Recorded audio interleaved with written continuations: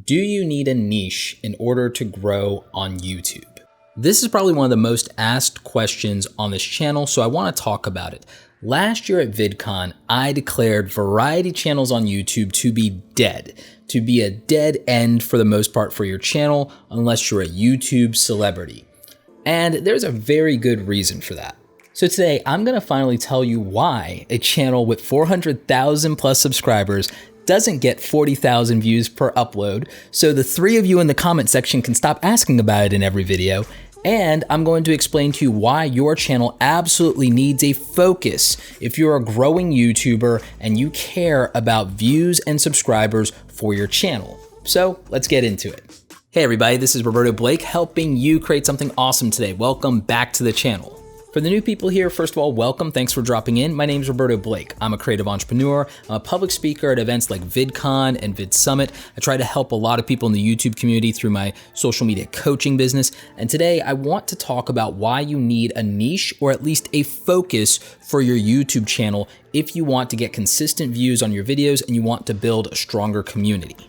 If you look at the biggest content creators on this platform, whether it's Casey Neistat, whether it's David Dobrik, whether it's Lily Singh or PewDiePie, Mr. Beast, all of them are known for something.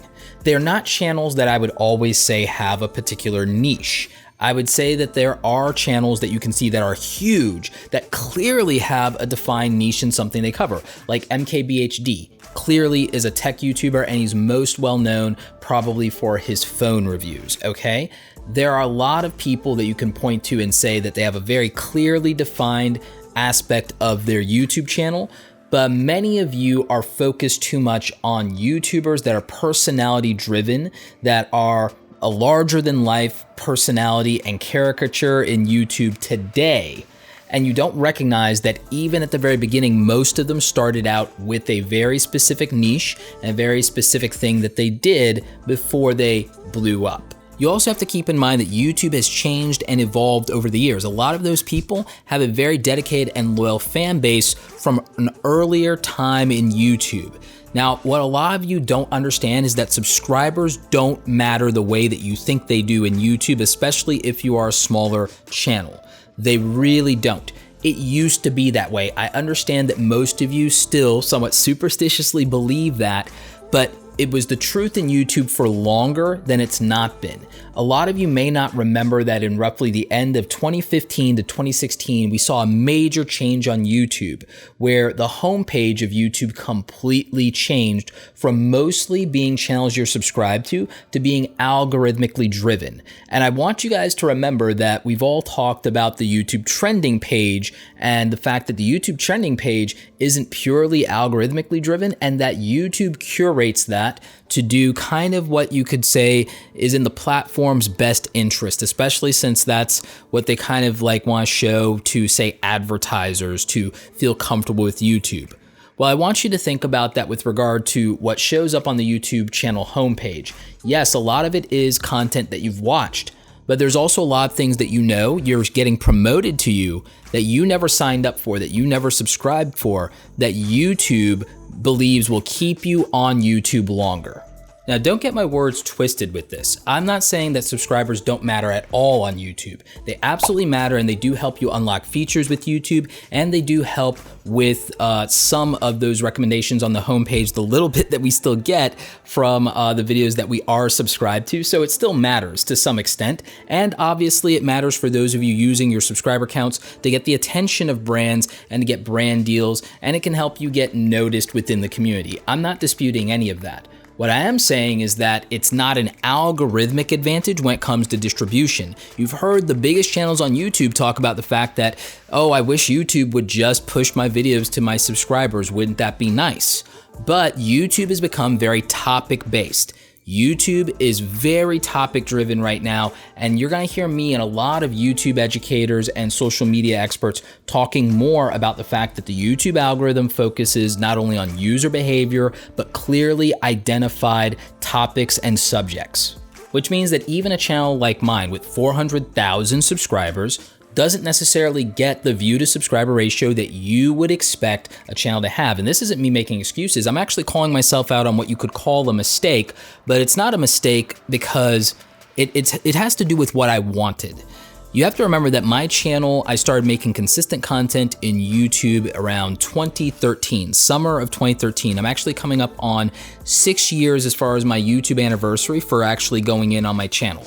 So I'm looking forward to that, but it reminds me of the fact that when I started, my channel was a lot more focused initially, but I have a variety of experiences. I have a lot of things that I want to teach people, and that's my primary reason for being on the YouTube platform, is to teach people things that I know and that I want to pass on to new creatives. And so I started when I did daily content for about 2.5 years. When my channel was really growing to 100,000 subscribers, for like 2.5 years, I was doing daily content, and I covered a variety of topics that I was experienced in and some ones that were just fun for me. And I covered as much as maybe 10 very different specific topics here on the channel, maybe more, but maybe a real concentration of, I'd say, about 7 because of my 7-day-a-week schedule. You were getting a different type of video every day throughout 7 days of the week. I even had different colored shirts for those videos. It was something that I came up with my branding and with my merchandise.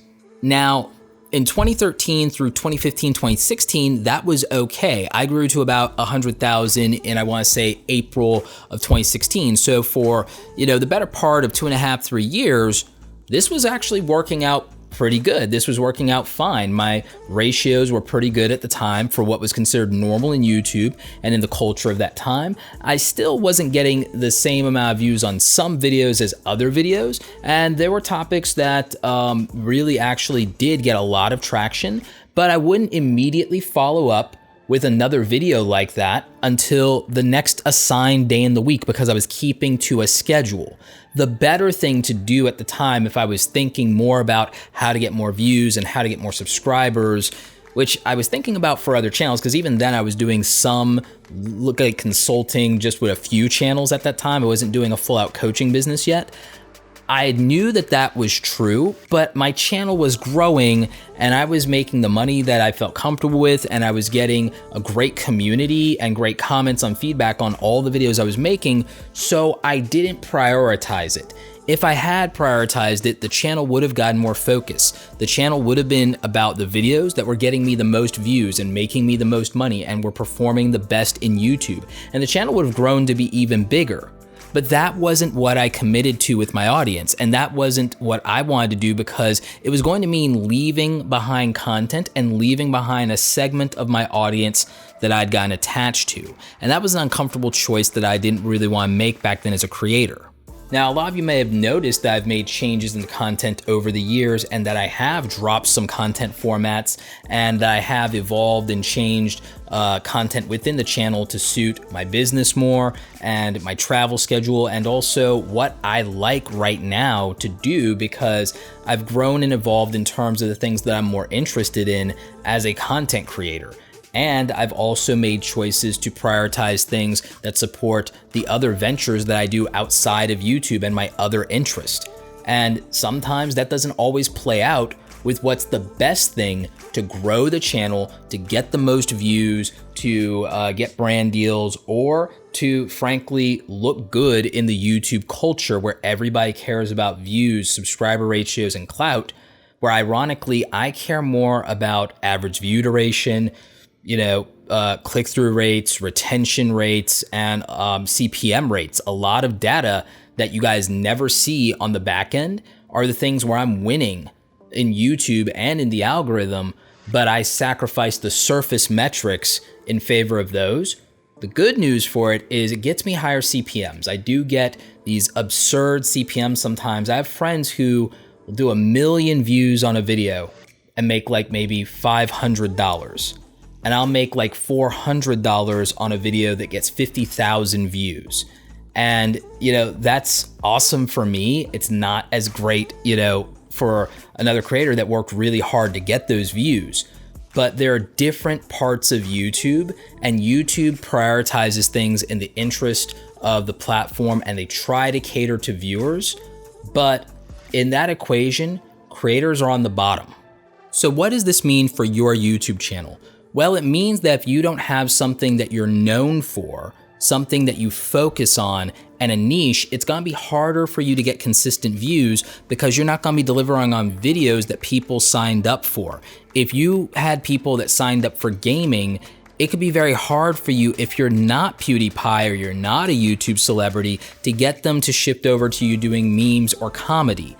Now, in PewDiePie's case, he was a very larger than life personality and he had a lot of people that were there for him specifically. So many that it made that transition a little bit easier. But he did lose some of that loyal audience and it took a while to replace them. And that is something that a lot of you may not be able to do or may not be patient with. I've known people to lose an audience because something changed dramatically in their life that made them have to change their content. They grew out of it or something happened. I've known people that grew an audience around their weight loss journey and then they lost all the weight they wanted to, they met their goal, and now they wanted to go into talking about health and fitness and nutrition. And it took them a very long time to build a new audience around that because the people who watched their journey weren't necessarily caught up with them. And so they didn't watch them anymore because they weren't there. You know what I mean? They didn't relate to them anymore. That content wasn't for them anymore because they were still on a journey. And so in a way they were left behind. I've seen this happen specifically to gaming channels where they move on from one game where they've built an audience, and even if it's a game in the same genre, like a first-person shooter or a real-time strategy or an RPG or a dating sim, I've seen it where sometimes the audience doesn't move over with you to a new game. They don't want to try something new. They want exactly what they came for, and they're very particular about that. So sometimes you're not going to be able to have people come with you. And that can be okay as long as you are making enough money and you have enough loyal people to survive a transition or a pivot, then it's fine. But if you can't do that, it can be really devastating for your channel, at least initially in the short term, if you can't stick it out in the long term, and if you can't execute well on your pivot, because you still have to make great videos that people enjoy, and you still have to learn to maybe market to or cater to a new audience that you're not used to yet either. I'm gonna do a video about how to rebrand and transition, but I need some help with that for you guys because I want to use more examples of other content creators. So if you know a content creator that switched up their channel, rebranded, or changed niches or genres or topics, let me know in the comment section. Give me the names of some of those channels. Don't link to them because YouTube will put that in the spam filter. Just give me the names of the channel and I'll look them up. And I appreciate the help with the research. Also, feel free to go to the Discord server. I'm going to link that down below, and you can hit me up there specifically. And if you want to link to me over there and give me some background on some of these channels, that could help with my research. Now here's the part that gets complicated, and I want to illustrate my point a little bit further. The YouTube algorithm is something that a lot of people talk about. I know a lot of people are skeptical and say, you guys can't know the algorithm, you can't know the algorithm, but there's information YouTube has put out there, and there are documentations in terms of Google engineering white papers, and there's a lot of research out there that adds up. And then there are some of us who run experiments on our own channel or other channels that we either are affiliated with or that we own. And so you can take what I say with a grain of salt, but I'm going to tell you that when my friend Daryl Eves shared with me that suggested videos in YouTube account for 70 to 80% of the traffic in YouTube, I absolutely believe it to be true. And looking at the back-end data that I've had access to for some of the largest channels in YouTube and some people who've shared their analytics with me, and also channels on the come up, that have gone to 100,000 subscribers that I've helped grown, we've seen specifically that if you can get views from suggested videos outside of your own channel, it makes a huge difference in the views and the growth of your channel if you can get those suggested videos and if you can get browse feature traffic on the YouTube homepage. Search, which is my bread and butter, is the lowest tier of traffic you can get on YouTube. In many ways, it's reliable and it's very good to grow when you're a smaller channel or if you're in a business niche or if you're catering to an older audience. You want that search traffic, but there's a reason why trendy YouTubers or up and coming young YouTubers do certain things, and it's because they're trying to get in that suggested and recommended video slot, and it's the sweet spot for where the most traffic exists in the platform. So how does this relate to focusing on a niche and variety channels being dead? Well, I'll tell you, but I also want you to understand a little bit of the niche I'm in doesn't allow you to focus as ruthlessly on making the same type of thing over and over again. So I want to point out some really fantastic channels that I love that are huge in the platform that have similar ratios to me. Even though their numbers are bigger, you'll see the ratios are the same. If you look at content creators in the platform that are entrepreneurs, that are business people like Dan Locke and Grant Cardone and Evan Carmichael, you'll see that these channels have like over 1 million subscribers on YouTube, but don't usually get 100,000 views on a video. So roughly what you would expect in most cases in normal YouTube, you would say it's like maybe 5 to 10% as a ratio, because PewDiePie with almost 100 million subscribers, he's starting again to get closer and closer to like 10 million views on a video, but that would still represent him usually averaging 5 to 10% in terms of a ratio.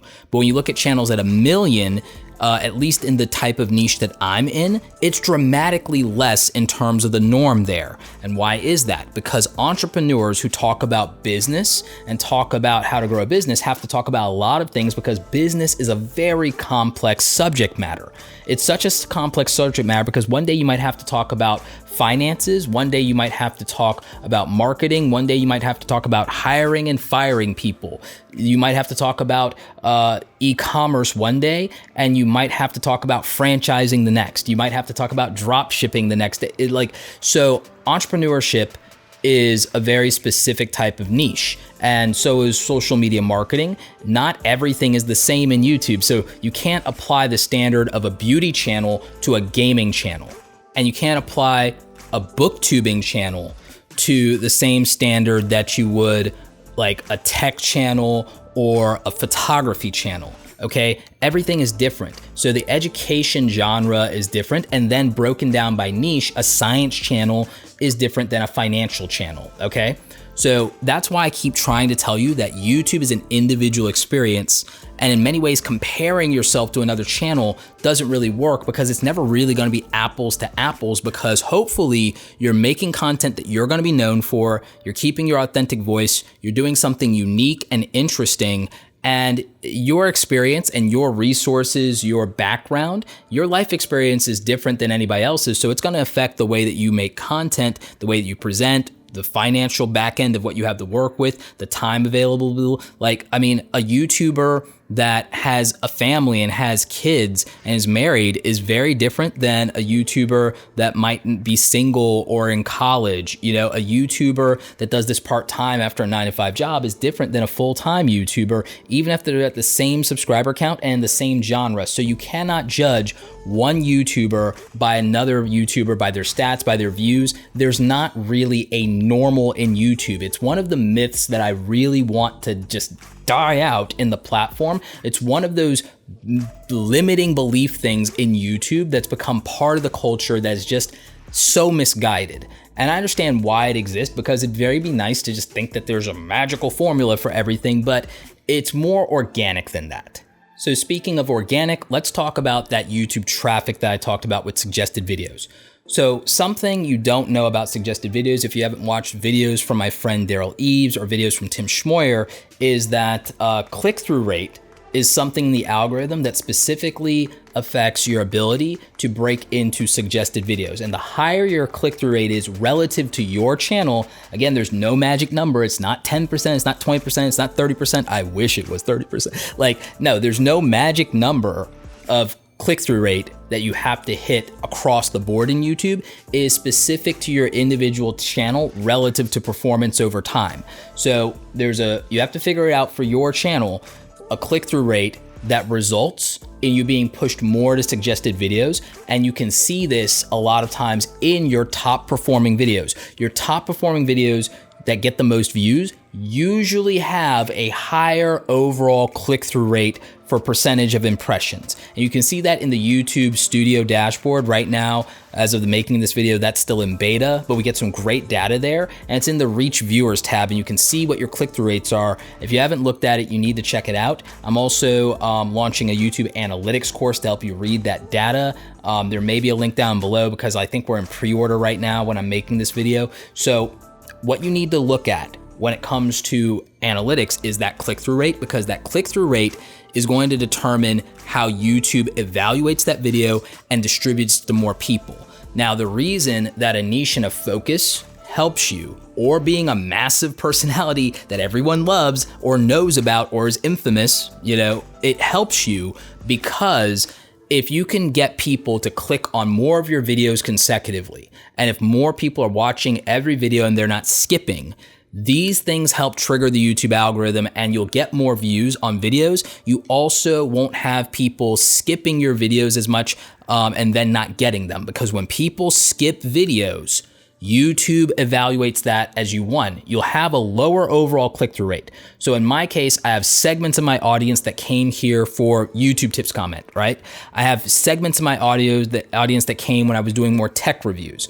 Before setting up the Creator Gear Guide channel, I had a lot of tech reviews on this channel. I was doing Tech Tuesdays, right? So I had this 7-day-a-week schedule, and I cultivated 7 different audiences, which means that out of my subscriber base from when I was doing daily videos, I have these 7 or more different audiences that don't necessarily overlap, which means when the algorithm shifted, I had people skipping content because it's not what they signed up for. And I also don't do a 7-day-a-week planned out schedule anymore of this video on this day, this video on that day. It's much more sporadic than that. So that lack of consistency in what people can expect leads to a lack of consistency in click-through rates, which leads to a lack of consistency in YouTube distributing and pushing videos to people, even if they are a subscriber, because YouTube has said that we don't think you care about this content and we don't think you care about this channel anymore, even though you subscribed. And why would YouTube do that? Isn't a subscribe? Well, no, because most people don't unsubscribe from content ever. Even if they're not watching those videos anymore, they don't unsubscribe. Some of you have asked me, Roberto, you watch my videos as a small YouTuber, great, like why aren't you subscribed though? Because I know that if I'm not going to watch more of your content, that even if I subscribe, it might hurt your analytics. And if I'm watching your video and I'm not subscribed, YouTube will still recommend your videos to me because YouTube's that good. Now, subscribing helps and it makes people feel supported and it does help you unlock features in the platform. But we can only watch so many videos in a day, a week, a month, and YouTube knows that. So I understand exactly why the algorithm is doing what it's doing and why videos don't always go to subscribers, because YouTube would rather trust what it thinks we're doing in our user behavior, video to video with what we choose to watch, than assume that a subscribe is a subscribe. And I can kind of see the point there. It's disheartening and it hurts a lot of creators, me included, in terms of our distribution and our potential. But I also can see why the platform felt it needed to do that and why it's in the best interest of YouTube as the platform, even if it doesn't always feel like it serves us as creators or even serves us as viewers. So in conclusion, the easiest way around all of this is to focus on a niche or a topic for your videos, or at least if you're gonna do 2 or 3 things, they have to absolutely be very closely related. You could do tech if you're doing video games and video game like PC builds, okay? Those things correlate. You could do filmmaking and photography and camera gear reviews like Peter McKinnon because those things correlate, okay? And they're very closely related and they have the same viewership. The same type of person watches those videos specifically. All right, so you could do that. That's where doing more than one thing would kind of work if they're very closely related. Your only other alternative at that point is to just become a YouTube celebrity, beloved by everybody. And that's not gonna be most of us. That's not gonna be me, I don't think, and there's a 99.9% chance it's not you either. So it is what it is. So I hope this helped you figure out that you need to focus in YouTube. And I've got a question of the day for you, and this is probably a two-parter. So question of the day: what made you watch or subscribe to this YouTube channel? What content did you sign up for from me? And also I want to know, what is it that makes you subscribe to a YouTube channel? How many videos do you have to watch before you decide to become a subscriber? Would really love to know. So like this video if you like it. Don't forget to subscribe. Check out the other awesome videos on the channel. Please don't skip them. Help my click-through rates. As always, you guys, thanks so much for watching, and don't forget, go out there and create something awesome today. Keep it consistent. Take care.